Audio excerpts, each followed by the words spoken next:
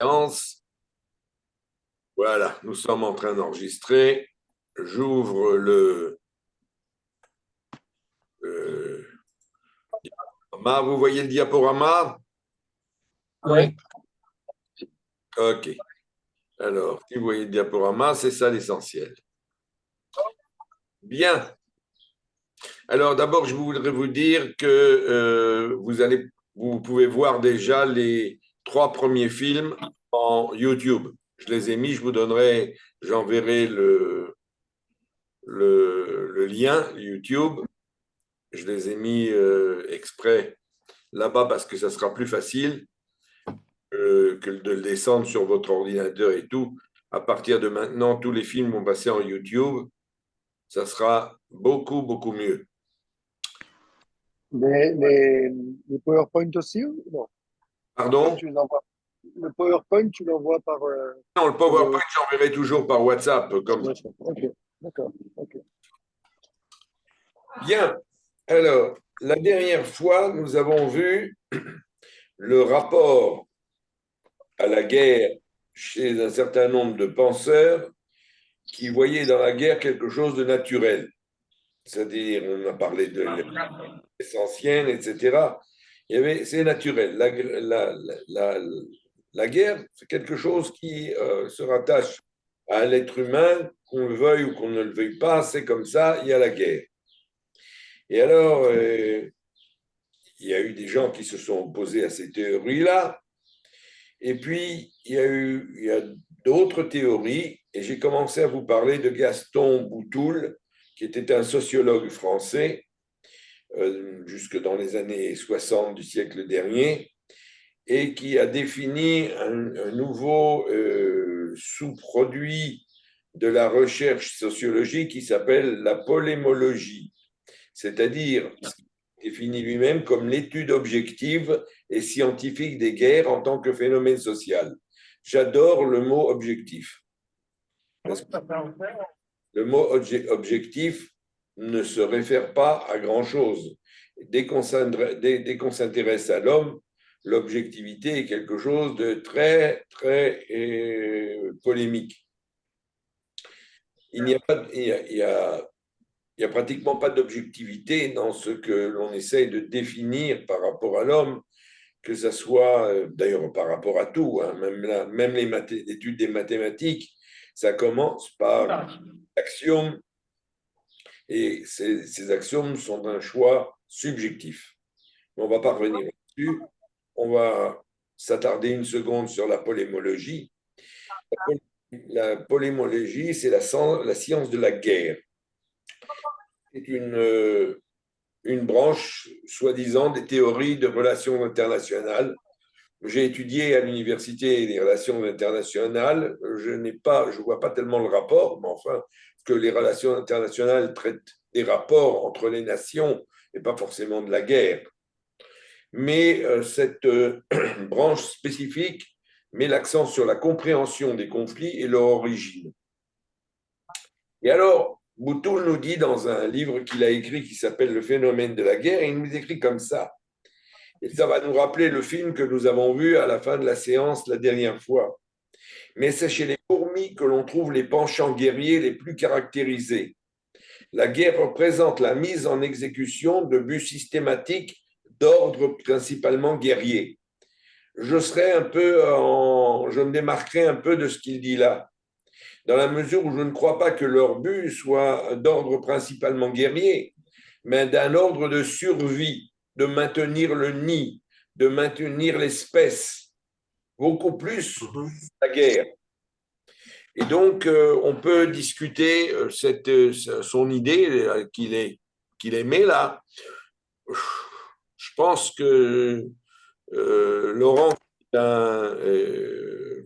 un vétérinaire, médecin vétérinaire. Qu'est-ce qu'il en pense? Je pense qu'effectivement, sans être finaliste d'ailleurs, parce que là, c'est plutôt du finaliste qui est écrit, mais euh, j'ai l'impression que oui, c'est la survie et le fonctionnement de l'économie. Et dans le fonctionnement de l'économie, il y a on va dire, une branche qui est la guerre. pense qu'il n'y a pas que ça. On voit, il y a la recherche de nouveaux territoires, etc. Je pense que ça fait partie. Je pense pas qu'on peut l'isoler comme ça. C'est plutôt c'est un ensemble des comportements.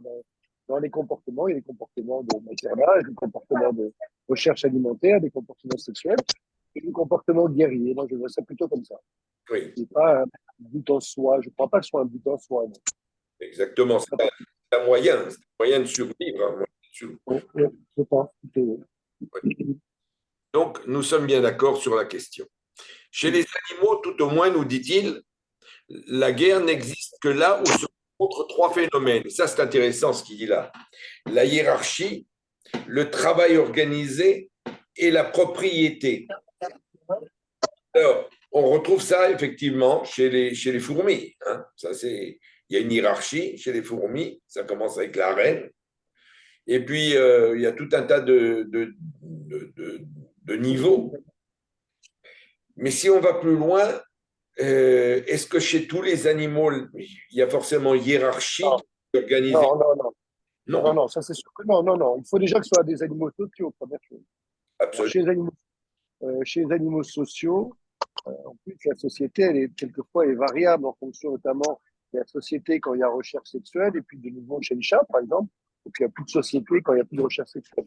Et puis, deuxième chose, travail organisé, je pense qu'on peut pas le mettre chez les animaux, notamment chez les primates. Le travail organisé, il y a, je pense, hiérarchie, propriété, oui.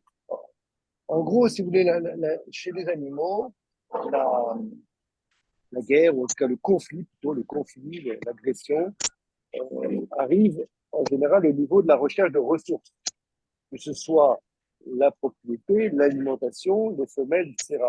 C'est ça qui est la base du conflit. C'est l'appropriation des ressources. C'est pas la hiérarchie. La hiérarchie, elle est là et au contraire, elle diminue les conflits. C'est-à-dire que le fait qu'il y ait une hiérarchie fait que tout le monde reconnaît la valeur du leader. Sinon, la hiérarchie ne fonctionne pas. Le conflit, justement, est limité parce que tout le monde est inhibé vis-à-vis du leader. Soit l'inhibition sexuelle, qui n'existe presque plus, à ce moment-là, il n'y a plus de comportement sexuel en dehors du leader, et le comportement alimentaire où le leader mange d'abord et ensuite les autres. Donc la hiérarchie, elle va dans le sens inverse au conflit chez l'animal, Oui, absolument. pas dans le sens du conflit. Absolument. Je suis... Excusez-moi, Laurent, Raphaël, Laurent, moi, je vous entends très mal. Je ne sais pas s'il y a, Il y a un micro s'il qui y a doit un être ouvert. problème. Ouais, il y a un problème. Je suis d'accord avec toi. C'est Il y a un dommage, c'est problème. tellement intéressant tout ce que vous dites et j'ai rien compris. Alors, je suis Ouais. désolée. Est-ce que là, vous entendez mieux, Excusez-moi. là? Oui, Est-ce que oui, vous entendez Quel mieux? bonheur. nettement. C'est Ouais. le bonheur. Alors, je disais que la hiérarchie, au contraire, chez Merci. l'animal, inhibe l'agression. C'est-à-dire que c'est quelque chose qui permet de mettre de l'ordre dans le groupe et limite l'agression. Il y a conflit quand on remet en cause la hiérarchie. Mais quand la hiérarchie est là, et on la remet rarement en cause, on la remet à la fin quand le leader est épuisé, vieux, malade, etc. Sinon, elle n'est pas remise en cause. En général, les jeunes s'en vont. Les jeunes ne restent pas dans le groupe. Donc, ils ne remettent pas en cause la hiérarchie. Elle est très rarement. Alors après, il y a le problème que, comment elle s'appelle, cette Gauloise, c'est bon, celle qui a étudié les singes, les primates, la première, en fait, qui a observé dans leur environnement naturel le comportement des primates, des grands singes. Il y a un conflit entre groupes, c'est vrai. Il peut y avoir conflit entre groupes, mais c'est pas les hiérarchies, encore une fois. C'est des territoires qui sont disputés entre groupes. Mais c'est pas un point hiérarchie. C'est la propriété, là, entre Voilà, groupes. absolument. C'est bon. Entre groupes, oui. Et le travail organisé n'existe. Je pense que, par exemple, puisqu'elle a étudié les gorilles, hein, je me rappelle plus Oui. maintenant, chez les gorilles, il n'y a pas de travail organisé. Non, non, non. Là, il parle des fourmis, effectivement. Les fourmis, enfin, je sais pas, c'est difficile en plus, je ne sais pas trop, mais j'ai l'impression que les fourmis agressent d'autres fourmis et pas forcément les fourmis de leur propre espèce, leur propre sous-espèce, on va dire. Donc, on est un peu presque comme de la prédation, c'est-à-dire que j'ai pas l'impression que c'est des groupes de fourmis de la même espèce qui se qui se entrent en guerre. Je ne connais pas trop, mais je n'ai pas l'impression. Elles passent, elles avancent et elles détruisent tout ce qui se passe. Et quand on les voit détruire des proies plus grosses, c'est des proies. Alors, qui peuvent peut-être ne pas au départ être des proies, mais juste des empêcher de tourner en rond. Mais ce n'est pas du conflit intraspécifique. Or, le conflit de l'homme, la guerre dont on parle, c'est du conflit intraspécifique, à séparer vraiment de la chasse, de la prédation qui est extraspécifique. Absolument. Absolument. Absolument. Donc, ces définitions qui sont... Fermez vos micros, s'il vous plaît, que si vous ne parlez pas, parce qu'on n'entend pas sinon. Alors, ces définitions de Boutoul sont assez problématiques, mais elles reflètent surtout une époque. Hein, elles reflètent la pensée d'une époque. Et alors, on va voir un personnage très ambigu, mais très important en même temps. C'est Konrad Lorenz. C'est un biologiste, c'est un éthologue, c'est-à-dire qu'il étudie les animaux. Il est prix Nobel de physiologie en 1973, et ça a posé beaucoup de problèmes, vous allez voir dans un instant pourquoi. Et je vais soulever quelque chose dans sa biographie, parce que ça a un rapport direct avec ce qu'on est en train de dire. Alors lui, il va parler beaucoup d'inné, d'acquis et d'instinct. Hein. Et pour comprendre un peu ce que nous dit Konrad Lorenz, d'abord, il a été un nazi. Il a adhéré au parti nazi, ce qui lui a permis de devenir professeur à l'université de Königsberg et d'hériter de la chaire d'Emmanuel Kant. Mais parce qu'il était nazi. Et c'est un partisan de l'eugénisme. L'eugénisme, vous savez, c'est finalement, comment on dirait ça, une manière de sélectionner, enfin, on peut imaginer qu'on va sélectionner la race humaine grâce à ces théories eugénistes dont on a eu une expression extrême chez les nazis avec ce qu'on a appelé le Lebensborn. Le Lebensborn était des centres où on rassemblait des blonds, grands, beaux, hommes, femmes. Les Allemands ont pris beaucoup de Norvégiens, de Suédois, parce qu'ils estimaient que les Norvégiens et les Suédois étaient de la race pure, des Aryens purs, blonds. Et ils les ont fait, excusez-moi l'expression, c'est un peu rude ce que je vais dire, ils ont fait copuler pour pouvoir avoir une descendance du même type. Seulement, il s'est passé quelque chose là. C'est que les petits enfants qui sortaient de là, ils n'étaient pas forcément grands, blonds, avec des yeux bleus. Il y en avait qui étaient très foncés, avec des cheveux noirs. Alors, dans l'intelligence nazie, on a tué les parents, parce qu'on pensait qu'ils avaient triché un petit peu. Les Lebensborn ont été un lieu horrible, dont on ne parle pas suffisamment. Et les enfants qui sont nés dans ces Lebensborn ont vécu une vie atroce. Ceux qui ont survécu, parce qu'il y en a beaucoup qui sont morts, ceux qui ont survécu en ont parlé et vraiment, ils ont décrit des sociétés de cauchemar. Alors, l'eugénisme, le fait de concevoir une société qui serait sélectionnée parmi les meilleurs pose des questions jusqu'à aujourd'hui. Par exemple, les problèmes de clonage. On va cloner des êtres humains, ou alors on va choisir génétiquement parlant, des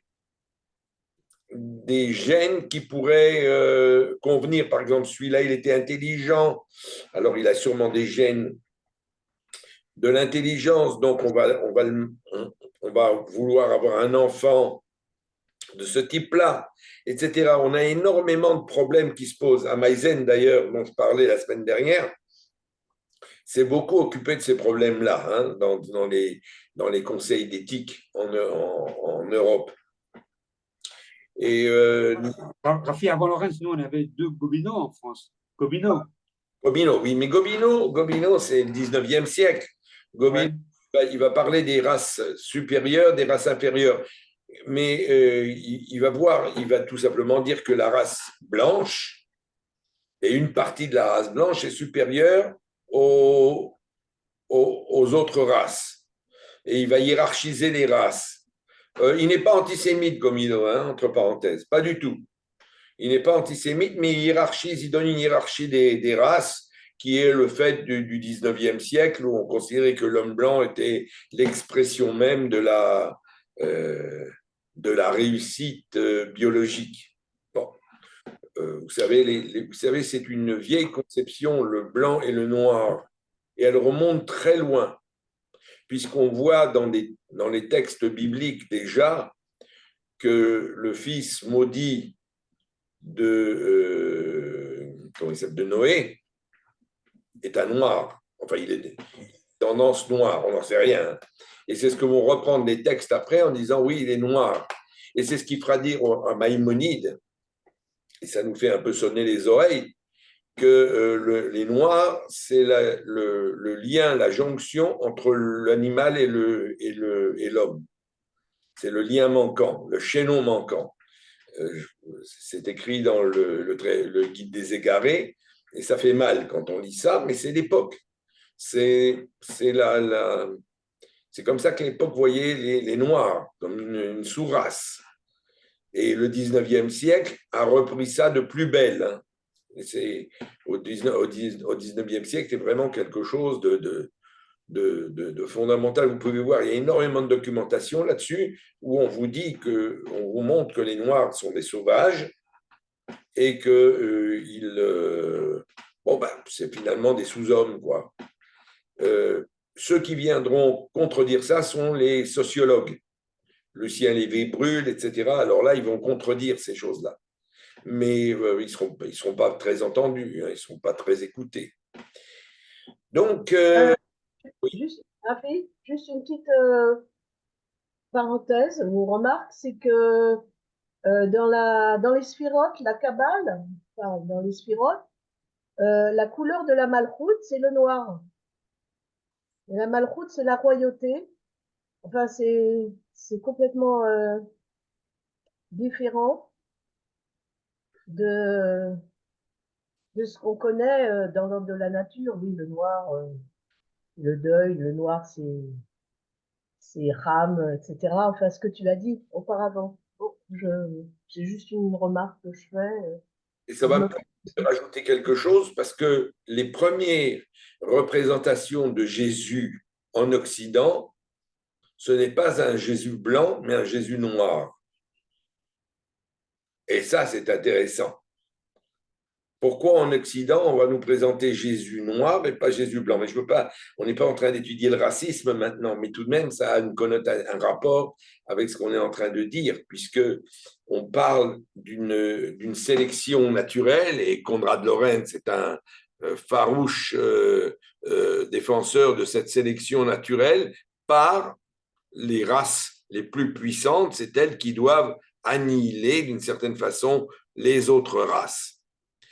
Il était membre du département de politique raciale du parti nazi, hein, ça veut bien dire ce que ça veut dire. Il a publié beaucoup de choses là-dessus. En 1944, il a commencé à faire volte-face en disant qu'il ne savait pas tout ce qui s'était passé, etc. Bon, très bien. Hein, c'était en 1944. Hein, il était envoyé à ce moment-là sur le front russe. Comme il n'était plus d'accord tout à fait avec le parti, bon. Et dans une lettre qu'il écrit à Oscar Heinroth lors de la déclaration de la guerre avec la Grande-Bretagne, c'est-à-dire relativement tôt, il écrit comme ça: du pur point de vue biologique de la race, c'est un désastre de voir les deux meilleurs peuples germaniques du monde, c'est-à-dire les Allemands et les Anglais, hein, les deux meilleurs peuples germaniques du monde, se faire la guerre pendant que les races non blanches, noires, jaunes, juives et mélangées, restent là en se frottant les mains. Pas mal comme texte, hein? C'est sympathique. Ça veut dire, pourquoi il dit les deux races, les deux meilleures races blanches? Parce que les Allemands sont des tribus franques, hein, des tribus d'Allemagne, et les anglo-saxons aussi sont issus de là. Les anglo-saxons viennent aussi de cette région d'Allemagne, de ce qu'on appelle aujourd'hui l'Allemagne, qui était composée de plein de tribus, les Wisigoths, les Goths, etc. Et les Angles et les Saxons, qui étaient deux tribus aussi. Enfin, deux peuples même, on pourrait dire presque. Et donc, voilà, les races blanches se font la guerre alors que les autres se frottent les mains, alors que les races inférieures se frottent les mains. Les races non blanches, noires, jaunes, juives. Et mélanger les métis. Ah, les métis, qu'est-ce qu'on n'aimait pas les métis? Les métis, c'est ce qui est indéfinissable. Donc, encore plus dangereux. Bon, alors, il faut tout de même parler un peu de lui, parce que c'est un personnage qui est important, hein, Konrad Lorenz. Il nous a appris 2-3 trucs sur les animaux et sur les hommes. Alors, il faudrait tout de même en parler. D'abord, il insiste beaucoup sur l'inné, pardon, sur ce qui est né avant nous, avec nous, avant nous aussi, puisque finalement, l'être humain ne vient pas table rase, hein, au monde. Ça, c'est très facile à vérifier. On n'a pas beaucoup de recherches à faire sur le cas. Avec une hérédité qui est déterminée en naissant, et on va voir ces facteurs innés après la naissance qui sont là. L'acquis, c'est ce que la personne reçoit de son entourage, du monde dans lequel elle vit, de son propre développement. Et finalement, il y a l'instinct. L'instinct, c'est ce qu'on appelle aujourd'hui l'impulsion, la pulsion, des choses qui ne sont pas contrôlées à l'intérieur de nous-mêmes et qui nous forcent à faire des choses, par exemple à manger, aller aux toilettes, etc. Donc voilà trois éléments qui sont pour lui fondamentaux. Et j'insiste un instant sur l'instinct parce qu'il va parler beaucoup de l'instinct. Alors l'instinct, dans la définition qu'on a de l'instinct, c'est un mouvement intérieur, surtout chez l'animal. C'est intéressant parce qu'on retrouvera ça beaucoup plus tard, vous verrez, on en reparlera, qui pousse le sujet à exécuter des actes adaptés à un but dont il n'a pas conscience. On fait des choses sans savoir d'où ça vient vraiment. L'instinct est un comportement inné, héréditaire et spécifique, accompli sans apprentissage préalable et en toute perfection. Bon. C'est une tendance innée à l'origine de certaines activités élémentaires automatiques de l'homme. La psychanalyse a changé un petit peu l'orientation. Elle a dit que ce sont des forces hypothétiques qui agissent à l'arrière-plan du ça, c'est-à-dire d'une partie de l'inconscient, et représentent dans le fonctionnement de l'organisme les exigences d'ordre somatique. C'est physique. Donc, l'ordre somatique, c'est physique. On le ressent physiquement. Et une dernière définition, c'est une impulsion intérieure ou une pulsion indépendante de la réflexion qui détermine les sentiments, les jugements, les actes d'une personne. C'est-à-dire que d'après ce qui est dans cette dernière partie de la définition, ça serait quelque chose qui agirait aussi sur quelque chose de beaucoup plus conscient, les sentiments, les jugements, nos actes dirigés. Excuse-moi, c'est la définition de qui, ça? La dernière que tu donnes, là? Le dictionnaire, c'est le Larousse, ça. Ah, d'accord. Tout simplement. Bon. En 1963, il écrit un ouvrage, il était obsédé par l'agression, hein, Konrad Lorenz. C'est un sujet qui l'intéressait, énormément. Une histoire naturelle du mal. L'agression est une partie essentielle de l'organisation des instincts pour la protection de la vie. Alors, il va nous dire, qu'est-ce qu'il nous dit là? Qu'est-ce qu'on comprend de ça? Qu'est-ce que vous comprenez de ça? L'agression est une partie essentielle de l'organisation des instincts pour la protection de la vie. Qu'est-ce que ça vous dit? C'est-à-dire que c'est le but, il y a déjà un but, c'est donc c'est la protection de la vie, d'une part, et on va dire c'est un, c'est un instinct globalement en même temps, mais c'est un instinct organisé.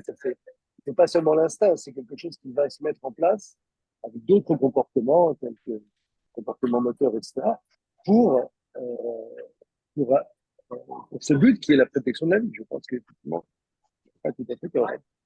Mais c'est aussi une façon de légitimer l'agression. Pardon? Oui, c'est une façon de légitimer l'agression. Absolument. De dire qu'elle fait partie de la nature humaine et que... Ouais, sauf que là, il parle pas de l'homme, hein, il parle de l'agression en soi. Et notamment, il est très peu, dans les années 60, il parle certes, il dérive sur l'homme, mais enfin, il parle surtout de l'animal. Et effectivement, chez l'animal, c'est exactement ça. Oui. Mais c'est très global. Hein. C'est pour ça. C'est pas une légitimation, c'est une description. Là. Oui, c'est une description, mais il y a tout de même quelque chose en deçà. Parce que donner une place particulière à l'agression qui fait que l'agression, finalement, est quelque chose de la normalité, de la normalité animale. Oui, ça fait peur. Elle est dans la normalité de l'animal. Hein. Moi qui ai traité l'agression des animaux en large et en travers, ça fait partie vraiment des comportements naturels qui se retrouvent au même titre que le comportement codifié, plus ou moins, mais au même titre que manger, etc. Ça fait partie des comportements. Et effectivement, pas seulement de... Alors peut-être qu'on pourrait dire protection de la vie, oui, au sens large. Si on veut une ressource, telle que la ressource sexuelle ou la ressource alimentaire, c'est de la protection de la vie, oui, on ne peut pas s'en passer. Alors après, c'est effectivement régulé. Elle est régulée par d'autres comportements, mais c'est naturel. Elle fait partie des comportements naturels. S'il n'y avait pas le mot agression, s'il y avait le mot pulsion à la place, moi, ça m'aurait fait penser au Yetzer dans le judaïsme. Le Yetzer, il n'y a pas de. C'est ça qui permet la vie de se perpétuer. C'est ça, c'est le Yetzer, c'est la pulsion. C'est une pulsion, mais en fait organisée quand même chez l'animal. Elle est plus. C'est pour ça que c'est une organisation de l'instinct. Tu sais, on t'entend moins bien comme avant, comme au début, on t'entend moins bien. C'est une pulsion, mais qui va être organisée quand même. C'est-à-dire que globalement, si on va jusqu'à la guerre, elle est très organisée. Mais même si on reste chez l'animal, c'est aussi organisé. Par exemple, si je prends simplement l'animal, le chien, que tout le monde connaît, un grognement, c'est une agression. C'est déjà une agression qui dit « pousse-toi de là, c'est à moi ». Donc c'est organisé, on ne va pas jusqu'à l'agression, mais c'est une agression. Un chien qui grogne, l'agresse. Ça fait partie de ce qu'on appelle en biologie, on appelle ça actuellement des comportements agonistiques. Et dans les comportements agonistiques, l'aboiement, le grognement et la morsure font partie du comportement agonistique qui est naturel. L'ensemble des comportements. Dans le mot agression, il y a d'une manière sous-jacente, il y a l'idée de violence. Il y a l'idée de violence, c'est-à-dire que la violence est une part essentielle de l'organisation des instincts pour la protection de la vie. On peut être d'accord avec ça, mais il y a un petit problème, c'est que l'animal n'est pas forcément violent ou agressif à tout moment. C'est-à-dire que c'est peut-être quelque chose que l'animal a en lui, que le vivant a en lui, disons, que le vivant a en lui, mais qui n'est pas, qui ne se prononce pas, qui ne s'émet pas forcément dans l'hymne constamment. Alors, je vais poser la question, par exemple, une girafe qui mange des feuilles, hein, est-ce que le fait de manger des feuilles représente une agression ou pas? Non, parce que là, par définition, on est sur un autre comportement. On est sur un comportement alimentaire. Et je dirais, on peut pas, je suis pas d'accord avec l'idée d'agression. Enfin, le mot violence, à mon avis, ne va pas ici. Il faut rester sur le mot agression. Parce que le mot violence, il est déjà connoté péjorativement. Alors que le mot agression n'est pas connoté péjorativement. Par exemple, si un loup. Mais non, quand un lion mange une gazelle, il n'y a pas de violence.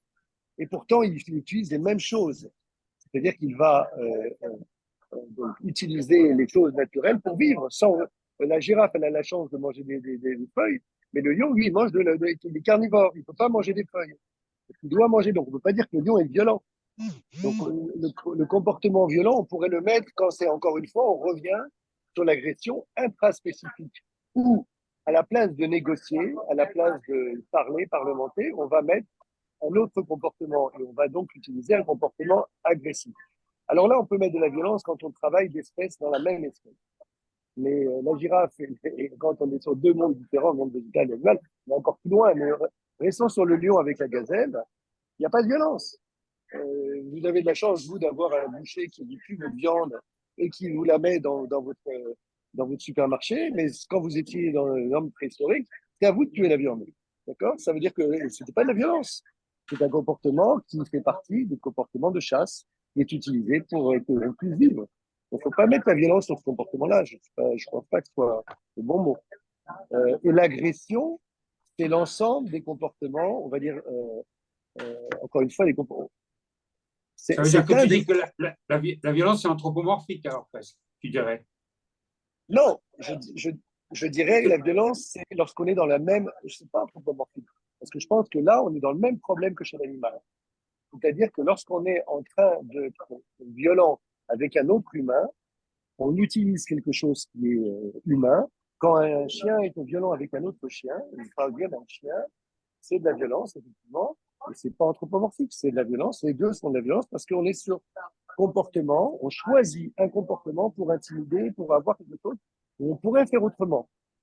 Alors, avec de l'éducation, c'est tout, c'est tout. Et donc, qu'est-ce que c'est que l'éducation? Soit chez l'homme ou chez l'animal domestique, on va progressivement inhiber les comportements violents, c'est-à-dire qu'on va privilégier la communication non violente à la communication violente. Avec un chien, lorsqu'on éduque un chien, c'est ce qu'on fait. Et lorsqu'on éduque un enfant, c'est ce qu'on fait aussi. Voilà, donc ça veut dire que on a de la violence en nous et on ne peut pas mettre. On se sert des comportements, on va dire, agressifs, et on va limiter ou pas la culture. C'est le rôle de la culture de limiter cette violence. C'est pas violence, il faut pas la mettre à toutes les sauces. On est dans un problème sémantique. Enfin, oui, j'ai une question.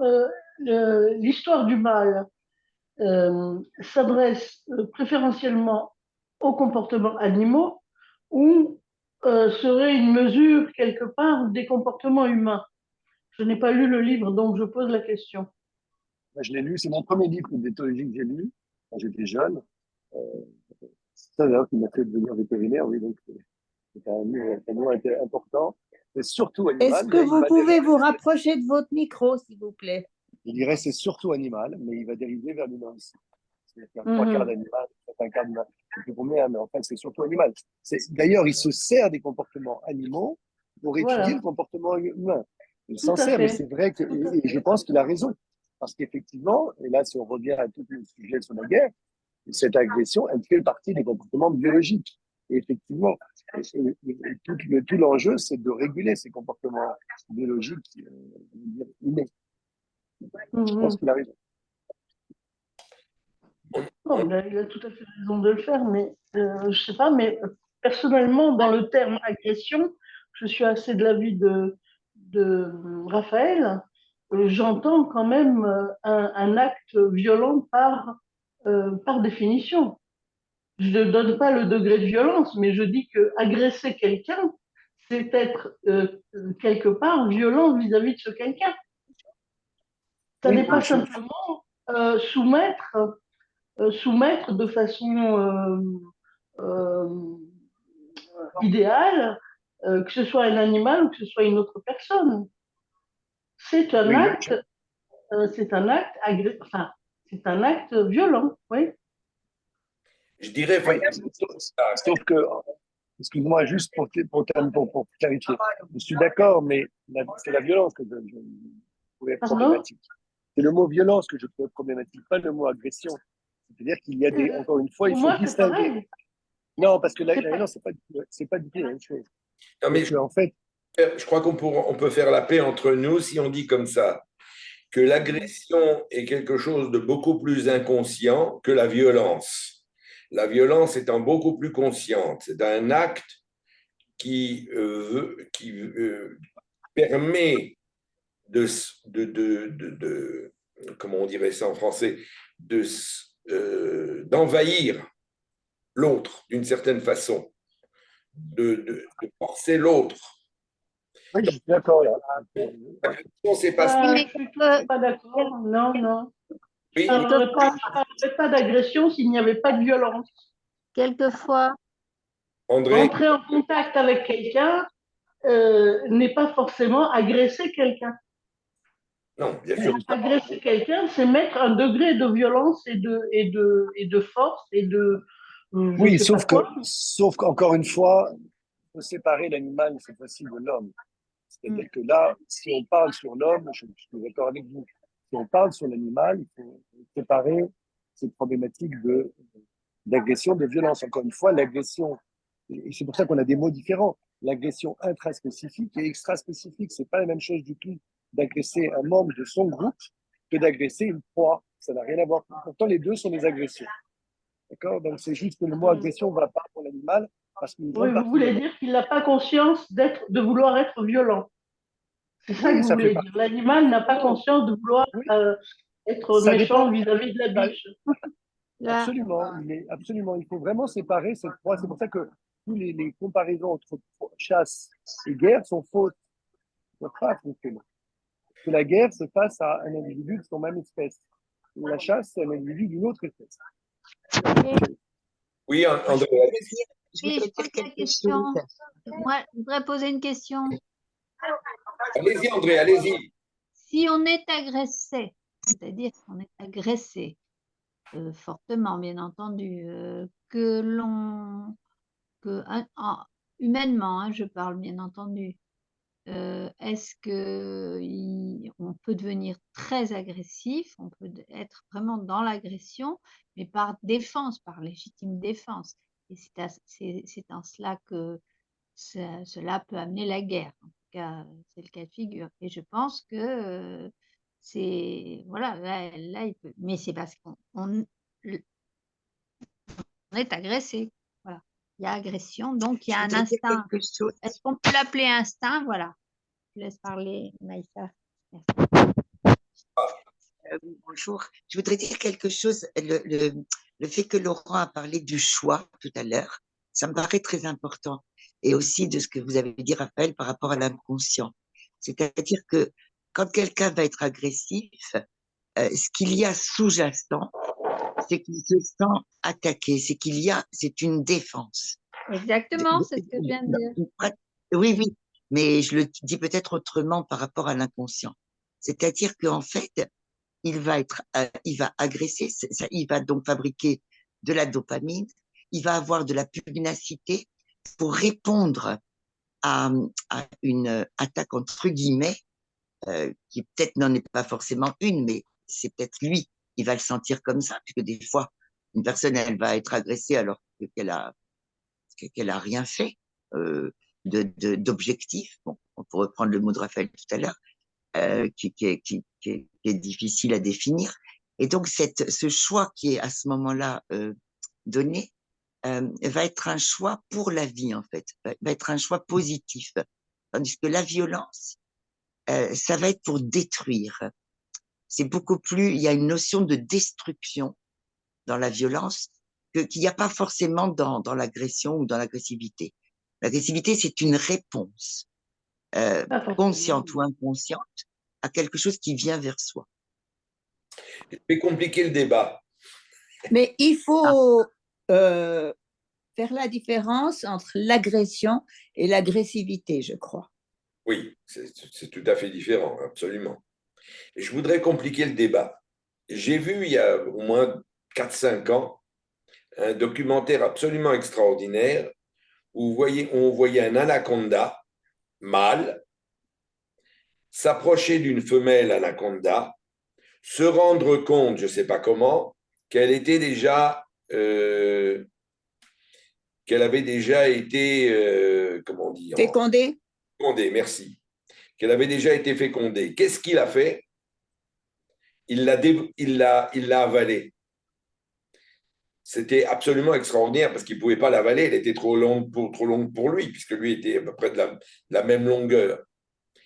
Ça me rappelle aussi, quand on parle, Laurent, dans l'espèce, hein, qu'il y a souvent des animaux qui dévorent les petits dans leur espèce ou qui les tuent. Donc, ce n'est pas aussi net que ça. C'est pas, il y a des comportements animaux. Oui, ça c'est parce qu'on se rapproche du comportement de reproduction, là. C'est-à-dire que c'est un comportement de transmission de ses propres gènes. Ça veut dire qu'effectivement, par exemple, chez les lions, c'est classique. Où le lion va tuer les petits et chez les primates aussi. Donc là, on peut effectivement avoir destruction. Et là, on passe une barrière qui est une barrière biologique très classique. On n'attaque pas les petits. Mais pour transmettre ses propres gènes, on est capable de tuer la descendance indésirée. Oui, c'est vrai. Alors là, mais c'est des choses assez rares quand même. C'est pas fréquent. Oui. Mais on se rend bien compte, là, et c'est ça que je voulais expliquer, et je vous remercie de ce débat. C'est exactement ça que je veux créer à l'intérieur du groupe. Il y a quelqu'un qui a son micro ouvert, est-ce qu'il peut le fermer là? Je sais pas. Je ne le vois pas. Voilà, merci. C'est justement à ça que je veux arriver, à ce genre de débat, parce que nous posons ici des problèmes qui sont des problèmes clés. À savoir qu'on a tout un tas de problèmes sémantiques et on va en retrouver d'autres, ne vous inquiétez pas, on n'a pas fini. Entre les mots, entre le mot agressivité, violence, etc., c'est quelque chose qui est extrêmement complexe à définir dans notre monde. Et alors, pour Lorenz, l'agression est une partie essentielle de l'organisation des instincts. C'est-à-dire, c'est dans les instincts qui sont organisés. Je sais, c'est compliqué de dire qu'il y a une organisation des instincts. Comment elle est organisée? J'en sais rien. Je ne sais pas si lui-même le savait. Oui, peut-être que oui. Qui est une organisation des instincts pour la protection de la vie. C'est-à-dire que l'animal sera agressif quand il s'agira de protéger la vie. Mais s'il n'y a pas besoin de protéger la vie, donc pas d'agressivité. C'est ça qu'il nous dit là. Et ça, c'est intéressant. Ça n'empêche que toute l'ambiguïté du terme agression reste sur le terrain, puisque les gens ont bien discuté du terme, et on va séparer, comme quelqu'un l'a dit précédemment, agressivité d'agression. Effectivement, ça, c'est des termes qu'on revoit en psychanalyse, hein, par exemple. Mais on en parlera plus tard. On va continuer avec un autre texte de Lorenz qui nous dit comme ça: chaque individu d'une société sait lequel de ses compagnons vivants dans la même société est plus fort ou plus faible que lui. Je crois que tout le monde est d'accord. Hein. Je crois que sur ça, on ne va pas discuter. On sait que celui-là, c'est un costaud. On sait que celui-là, il est rachétique. Bon. Il peut donc se retirer sans combat devant le plus fort et s'attendre d'autre part que le plus faible se retire sans combat devant lui. C'est-à-dire qu'il y aurait une loi là. C'est la loi du plus fort et du plus faible. C'est finalement, on le voit d'ailleurs, on le voit très bien, par exemple, je reprends l'exemple des gorilles, quand le mâle, le chef de la tribu, hein, fait plier les autres regardent par terre, s'en vont, se retirent. Ils savent qu'ils sont plus faibles, jusqu'au moment où ils deviendront plus forts. Et souvent, dominant ne va même pas s'occuper des autres gorilles parce qu'il sait qu'il n'est pas du tout menacé. Donc ça ne l'intéresse pas. Lui, ce qu'il veut, c'est les femelles. Et il sait qu'il a la main sur les femelles. Donc, si l'autre gorille ne le menace pas, il le laissera. C'est la même chose chez les lions. C'est la même chose, c'est partout pareil. C'est-à-dire qu'il y a une forme de hiérarchie de la jungle qui se forme ici, si on n'a pas faim. Hein. Si on a faim, ça peut être peut-être autrement. Mais si on n'a pas faim, il y a une hiérarchie animale qui fait qu'il y a le fort et il y a le faible. Il faut bien comprendre que tout ce que dit Konrad Lorenz, ça a un influx sur l'être humain. Parce qu'en arrière-plan, pour lui, il y a l'être humain. L'être humain qui a des comportements animaux et des comportements animaux qui sont pour lui bénéfiques à l'homme. Je rappelle que dans le nazisme, la guerre est considérée comme quelque chose de totalement positif. Il n'y a rien de plus positif que la guerre. Je rappelle ce que j'ai déjà dit, c'est qu'Hitler voyait les plus belles années de sa vie entre 1914 et 1918, quand il était au combat, où il y avait du sang, où il y avait la fraternité entre les soldats, où il y avait l'héroïsme. Voilà, pour lui, c'était les plus beaux moments de sa vie, où il y avait cette agressivité, cette violence, finalement, que l'on voit. Donc. Rafi? Oui. Excuse-moi. Mais c'est exactement ce que disent les Khayalim, là, quand ils reviennent par témoignage, enfin, peut-être pas tous. Tu veux un truc comme ça? Regarde. Bon, attends, je vais tirer avec une passe. Attends. Non. Il y a quelqu'un qui a le micro ouvert. Oui, oui. Fermez vos micros, s'il vous plaît. Laissez parler Annie. Annie, allez-y. Oui. Je ne sais pas si tu as entendu. J'ai dit que un certain nombre de Khayalim disent ce que tu viens de dire. Il y a la fraternité, il y a l'héroïsme. Quand ils reviennent, quand ils reviennent, ils ont du mal à se réhabituer. C'était une vie extraordinaire. Enfin, il y a un certain nombre qui décrivent ce que tu dis là. Je dirais même. Dans les médias. Il y a un mot pour ça. Il y a une expression pour ça en hébreu. Je ne sais pas comment je vais essayer de le traduire en français. C'est shikron rushim. Les sensations, comme si on était saoulé par les sensations. Sensations fortes, sensations très fortes.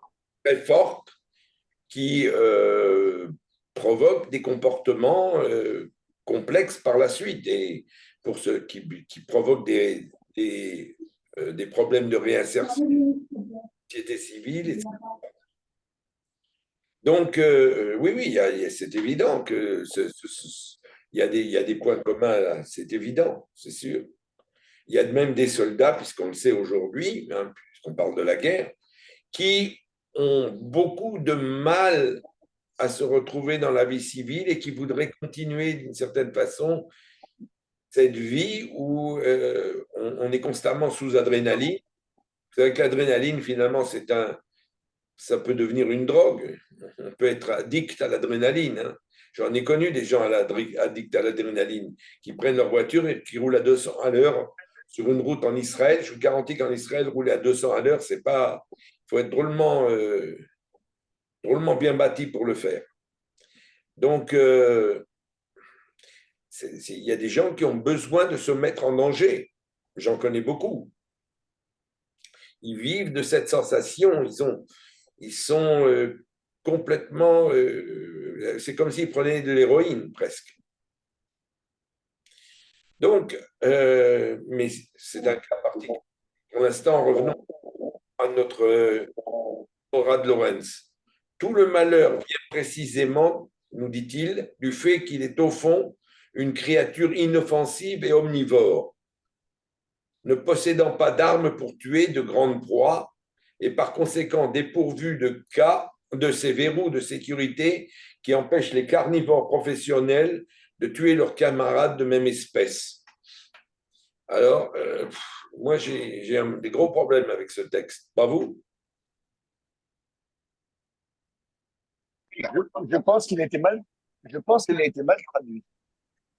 Je pense qu'il a été mal traduit. C'est le texte en français. Oui, oui. Non, je crois qu'il est traduit de l'allemand. Hein. Oui, c'est traduit de l'allemand. Traduit de l'allemand, je pense qu'il a été mal traduit. Ce qu'il veut dire, en fait, c'est que l'homme, contrairement aux animaux, n'a pas d'armes, on va dire, sur lui. Il n'a pas de dents, il n'a pas de griffes, etc. Et donc, il ne peut pas finalement attaquer ces individus de la même espèce sans d'autres armes. C'est ça qu'il veut dire. Je pense qu'il y a une erreur de traduction. C'est ça que ça veut dire.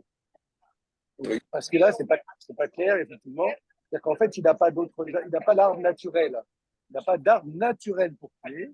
Et donc, il va prendre des armes artificielles, technologiques, qui vont effectivement permettre de tuer plus facilement que des animaux qui se battent avec des armes naturelles.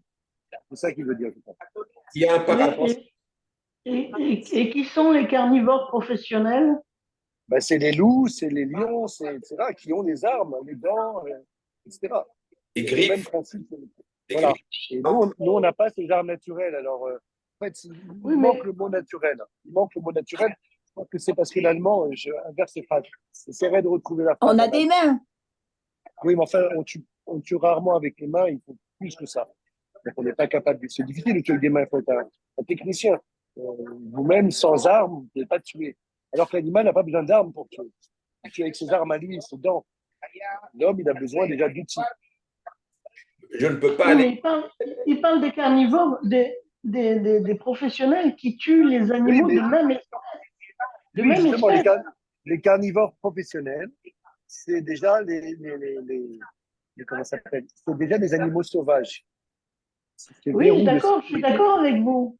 Ben, Mais il y a un justement, mais ça veut problème. dire que quand vous. Au Mais non, départ, il justement. parle des hommes. Au départ, il parle des hommes pour arriver aux animaux de même espèce Oui. qui tuent d'autres animaux de même Non, espèce. qui empêchent les carnivores de tuer leurs animaux. Ça veut dire si vous avez des armes et vous êtes à même arme, vous êtes un lion et vous avez un autre lion, vous êtes tous les deux armés d'une façon naturelle et il y a des combats, mais il y a rarement, on va rarement jusqu'à la mort. On a des armes naturelles. Et l'homme va jusqu'à la mort parce qu'il n'a pas d'armes naturelles et il fait des armes qui tuent. Mais les animaux ont des armes naturelles qui les empêchent de se tuer entre eux. C'est beaucoup plus rare. C'est la différence. Alors, C'est ça qu'il veut dire. il dit quelque chose aussi là qui m'a beaucoup interpellé, c'est que tout le malheur vient précisément du fait qu'il est au fond une créature inoffensive et omnivore. L'homme est une créature omnivore. S'il vous plaît, fermez vos micros. Alors, inoffensif et omnivore, c'est très paradoxal. Parce que omnivore, ça veut dire je peux manger de la viande, je peux tuer pour manger de la viande. Et inoffensif, je n'ai pas les moyens de le faire. Parce que je peux pas un homme ne va pas attaquer un zèbre. Hein? Il ne pourra rien lui faire à un zèbre. Vous n'allez pas avec vos mains essayer d'étrangler un zèbre. Un zèbre, ça ne marchera jamais. On peut à la rigueur faire ça à un poulet. On peut faire ça à des petites bêtes, mais pas à des grandes bêtes. D'ailleurs, je tiens à vous dire que quand on Je suis parle. pas d'accord. Je Oui, suis pas d'accord, Raphaël, parce que les braconniers tuent les éléphants pour les défenses. oui, mais ils le font avec des moyens. Ils ne le font pas avec leurs mains. Mais c'est en ça qu'il est inoffensif. C'est-à-dire qu'en fait, on n'a pas de moyens, on n'a pas de façon de tuer des animaux ou de tuer en général sans moyens techniques, sans des outils. Oui. Et donc, on est inoffensif en ce sens-là. Les autres carnivores qui ont les moyens de le faire peuvent chasser, d'accord, avec leurs propres moyens, mais ils se retrouvent face à d'autres individus qui ont les mêmes moyens de défense et donc ils agressent peu les individus de la même espèce. C'est ça, là, nous, on est inoffensif et omnivore, ça veut dire qu'on n'a pas d'armes naturel pour tuer. Il faut des outils. Je pense que c'est ça qu'il veut dire. Absolument. Et il y a encore, quand on parle, d'animaux inoffensifs, par exemple, je prendrais le cas du zèbre. Hein. Le zèbre, on a l'impression toujours que c'est la victime privilégiée du lion. Mais ce n'est pas si simple que ça. Parce que quand vous y regardez de plus près, vous voyez qu'un lion seul, en général, ne va pas s'attaquer à un zèbre. Pourquoi? Ou une lionne, plus exactement, parce que les lions, ils restent en retrait, c'est les lionnes qui attaquent. Pourquoi? Parce que si le zèbre donne une ruade, des coups de patte dans la lionne va se prendre une raclée monumentale. Donc, les lionnes vont venir. Elles vont venir à 2, 3, 4 pour s'attaquer à un zèbre. Donc, c'est vrai qu'il y a des animaux qui n'ont aucune protection, mais ce n'est pas. Mais là, quand il parle de créatures inoffensives et omnivores, c'est l'homme. Hein. C'est uniquement l'homme. L'homme a ce paradoxe d'être inoffensif, c'est-à-dire de ne pas avoir en lui-même intrinsèquement des outils qui lui permettent d'être prédateur, mais il est omnivore, ça veut dire qu'il est prédateur. C'est ça qu'il nous dit. Il ne possède pas d'armes pour tuer de grandes proies, des armes, non pas des armes extérieures, mais des armes intérieures en lui-même. Et par conséquent, il est dépourvu de ce verrou de sécurité qui empêche les carnivores professionnels de tuer leurs camarades de même espèce. C'est-à-dire qu'ils ne peuvent pas se protéger. Un homme ne peut pas protéger un autre. Si tout à coup arrive un grand ours dans la ville, ben, si vous n'avez rien dans les mains pour vous défendre, vous avez quelques problèmes pour protéger les gens qui sont autour de vous. Il va falloir trouver quelqu'un. C'est d'ailleurs ce qui s'est passé dans l'histoire. C'est ce qu'on voit depuis la préhistoire. L'homme commence à utiliser des pierres, etc., pour se défendre, parce qu'il comprend qu'il a besoin d'outils. Je crois que même pas quelque chose qui était dans l'ordre du conscient au début, ça a été probablement de l'ordre de l'inconscient, de prendre quelque chose et de frapper avec, parce qu'on est plus fort, parce qu'on comprend que notre main, elle est faible finalement. Et ça, c'est assez important de comprendre que l'homme est à la fois inoffensif et omnivore. Je crois que c'est une grande donnée. Et alors, il va nous dire dans la suite, bien entendu, après que l'homme, grâce à ses armes et ses autres outils, sa vêture et son feu, eut plus ou moins maîtrisé les forces hostiles du milieu extra-spécifique, il régna certainement un état des choses où la contre-pression des hordes hostiles du voisinage était devenue le facteur sélectif principal déterminant les prochains pas de l'évolution humaine. Alors, on va reprendre cette phrase, c'est un Allemand qui écrit. Hein. Les Allemands, quand ils écrivent des phrases, elles commencent et elles ne finissent pas. Alors, ça, il faut bien le savoir. Donc, on va reprendre cette phrase. Après que l'homme, grâce à ses armes et ses autres outils, sa vêture et son feu, eut plus ou moins maîtrisé les forces hostiles du milieu extra-spécifique, c'est-à-dire des animaux, qu'il a réussi à lutter contre les animaux, contre les lions, contre les tigres, contre les ours, contre tout, et à se nourrir aussi. Il régna certainement un état des choses où la contre-pression des hordes hostiles du voisinage, c'est-à-dire les tribus ou les clans ou les groupes qui étaient autour, était devenu le facteur sélectif principal. C'est-à-dire quel est le groupe qui va réussir à dominer l'autre, déterminant les prochains pas de l'évolution humaine. Alors, les Néandertals ont été dominés par l'Homo sapiens, ou pas, hein, ça pose problème, mais il y a eu en tout cas fusion entre les deux. Mais on a ici donc un facteur de sélection, c'est-à-dire quel est le groupe qui va prendre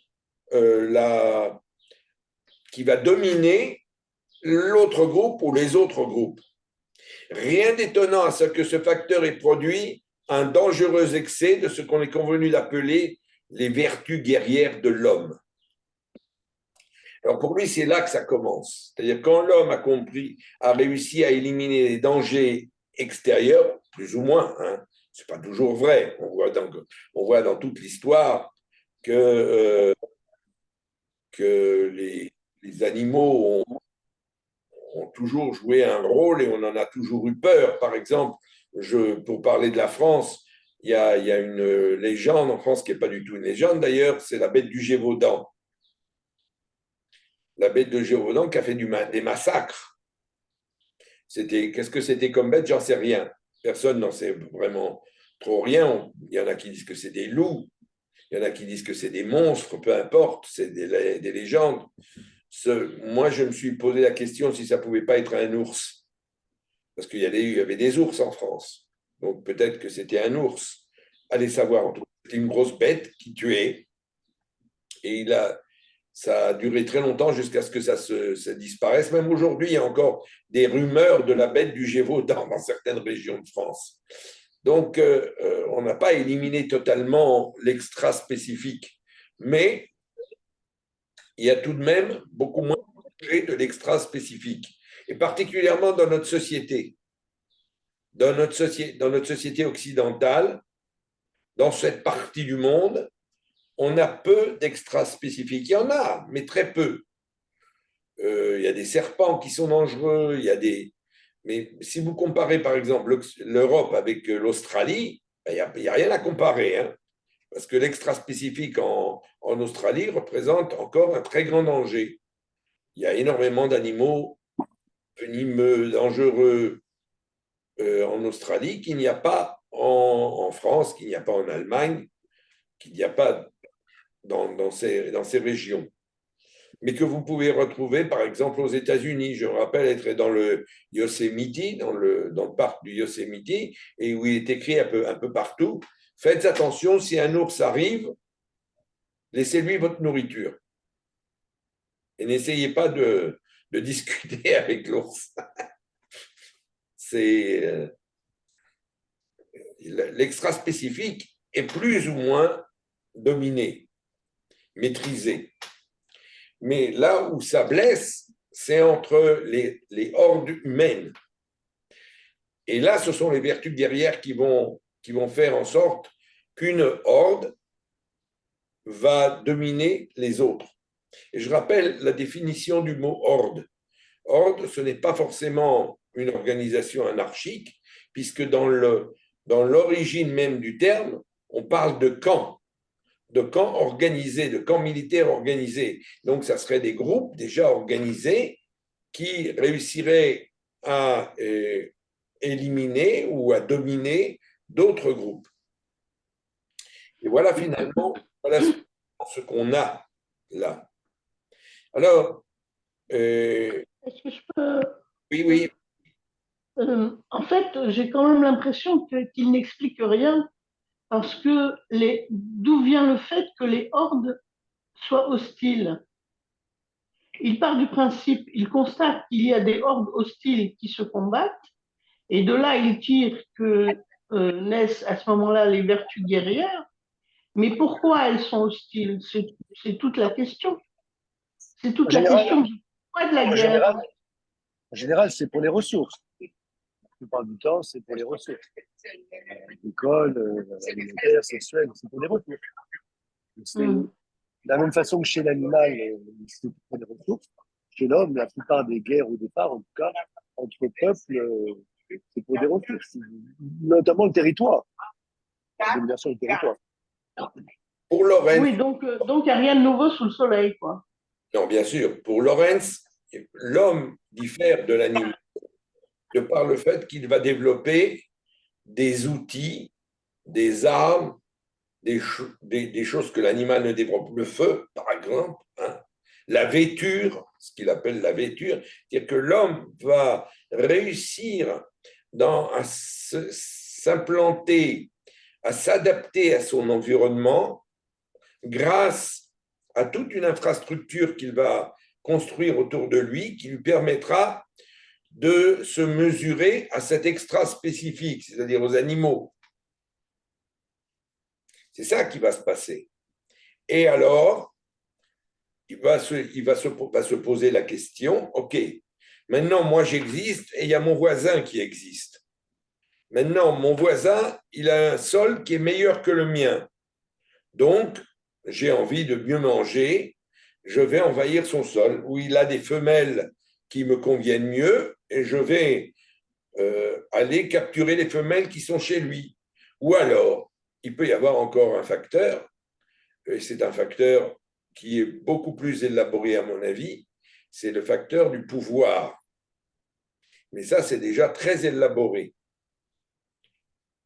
Vouloir le pouvoir, vouloir dominer, ça implique bien d'autres éléments que ce que je suis en train de dire là. C'est beaucoup plus. Pourquoi un homme voudrait le pouvoir? Pourquoi une tribu voudrait le pouvoir? Pourquoi une horde voudrait le pouvoir? Qu'est-ce que ça lui donne? De hiérarchiser la société entre les ordres. C'est quelque chose de très compliqué là où on rentre déjà dans de la psychanalyse ou de la psychologie. Oui, mais je pense, excuse-moi, mais je pense que la hiérarchie chez l'homme, elle est presque comme un facteur inné. C'est-à-dire que l'homme s'est formé de façon hiérarchique dès la naissance de l'homme. C'est quelque chose qui se retrouve chez l'animal. Et donc, c'est plus lié à la biologie qu'à autre chose. La nécessité hiérarchique, c'est lié déjà à la socialisation. Pourquoi l'homme est un animal social? Et une fois qu'on a décidé qu'il est une fois qu'il est social, pour organiser un groupe, rien de mieux que la hiérarchie. Ouais. Oui, pour l'instant, il n'y a pas d'autre voie dans nos sociétés. À l'école, comme tu disais au début, l'hôpital, tout est hiérarchisé. Et ça organise bien. Et c'est là pour inhiber l'agressivité. On en revient là. La hiérarchie, elle a un but. Elle a un but d'organiser une société sans faire trop de mal aux individus qui sont à l'intérieur. Donc, on est organisé, et pour autant sans violence. C'est ça le but de la hiérarchie. Je voudrais vous montrer, pour terminer, un court film, très très court, sur une chasse dans la mer. Vous allez voir.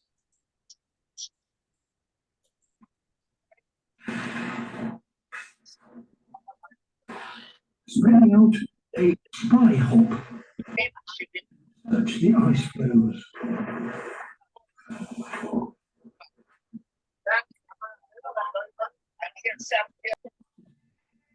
The scouts alert the family with a rallying call.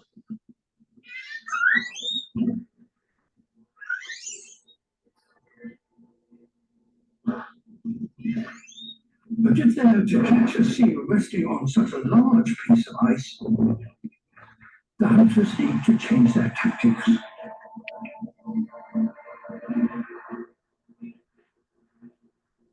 This time, they produce a subsurface wave.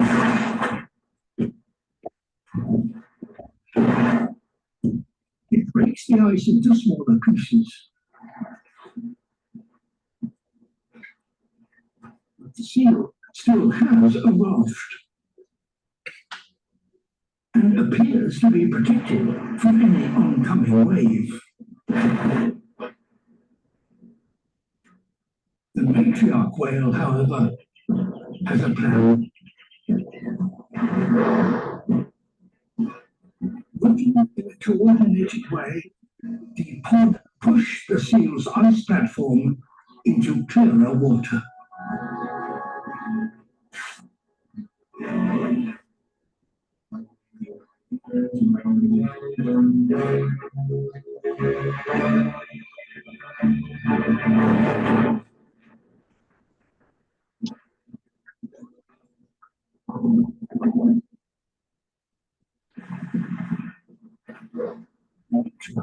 Now tries another tactic which will avoid injury.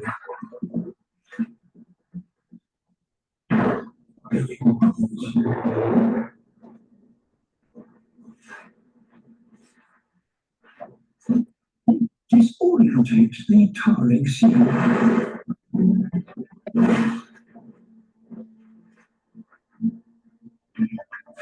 And the whales move in for the kill.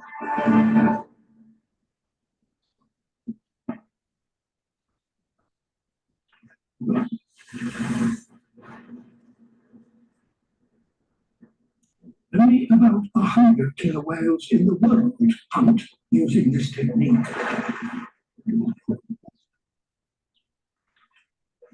It's an ingenious solution to the problem of finding prey here in the most extreme frozen habitat on Earth.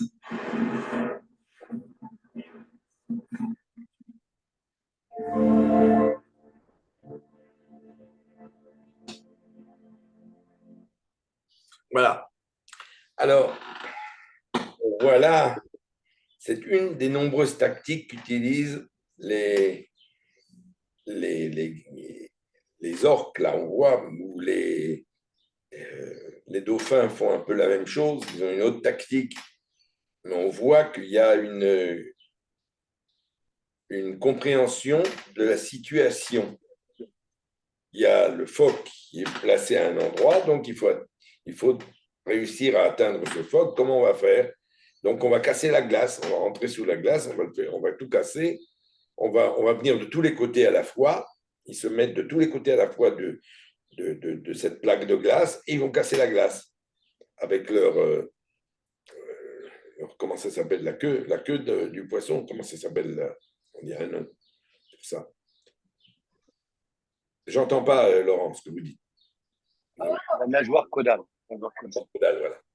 Alors, frapper comme ça sur la glace, et la glace se brise, et on finira par avoir le phoque. Et vous remarquez ce qu'ils font après, ils tapent dans l'eau tant qu'ils peuvent pour rendre le phoque complètement, pour qu'il perde la conscience de l'endroit exactement où il est. Et à ce moment-là, il ne reste plus qu'à le dévorer, qu'à s'en emparer. Et les dauphins font ça aussi, ils tapent dans l'eau. Quand il y a des bancs de poissons, ils entourent le banc de poissons et ils commencent à taper avec leur nageoire caudale, ils tapent très fort dans l'eau, Les petits poissons perdent complètement la notion de l'espace et hop, ils commencent à les dévorer. Ou alors ils les poussent vers la côte, souvent aussi. Ça, c'est une autre technique. C'est-à-dire que les animaux ont des techniques de combat. Est-ce que c'est constamment, entièrement instinctif? Est-ce que c'est calculé? Ils savent des situations.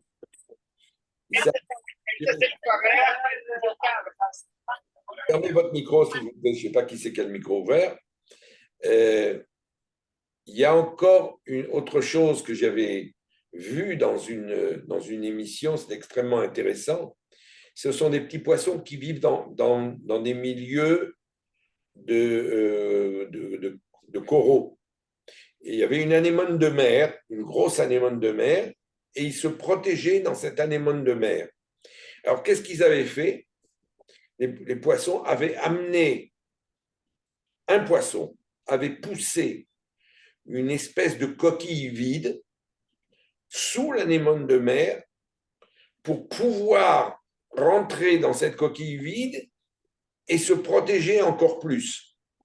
C'était absolument extraordinaire de voir cette construction, parce que c'était une vraie construction qu'ils avaient fait.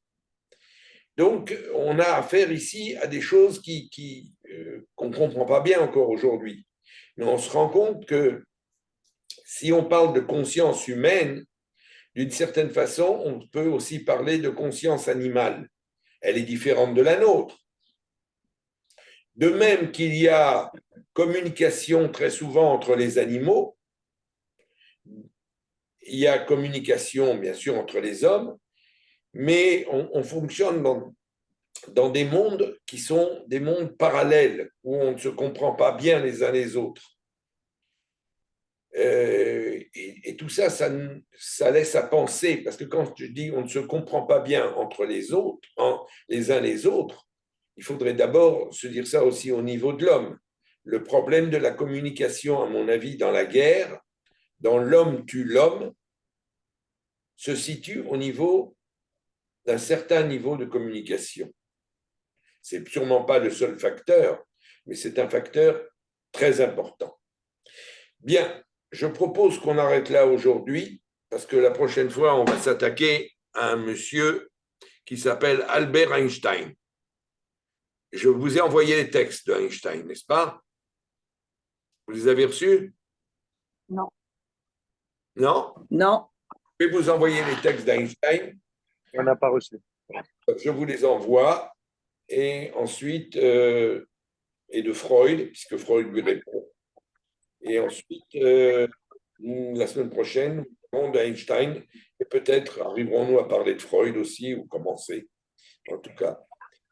Bon, je vous remercie pour votre participation. En tout cas, je trouve que c'est un débat qui se met en place.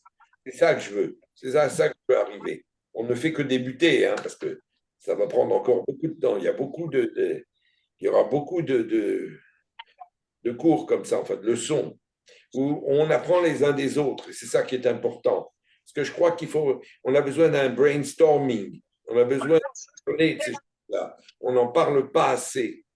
Communication. Et le fait de discuter entre nous, ça nous permet de voir des choses que l'on ne voit pas forcément individuellement. Et je tiens à vous dire qu'il y a une idée que je trouve extraordinaire. On dit que 10 personnes qui ne sont pas qualifiées sont aussi qualifiées, sinon plus, qu'un spécialiste. C'est une théorie. J'en sais rien, je ne sais pas ce qu'elle vaut, mais elle pose, interpelle en tout cas. Alors, je vous remercie beaucoup. Et, Merci à vous. bonne soirée. Merci, Rafi. Bye bye. À la semaine prochaine. Merci. Au revoir. Très intéressant. Bye bye.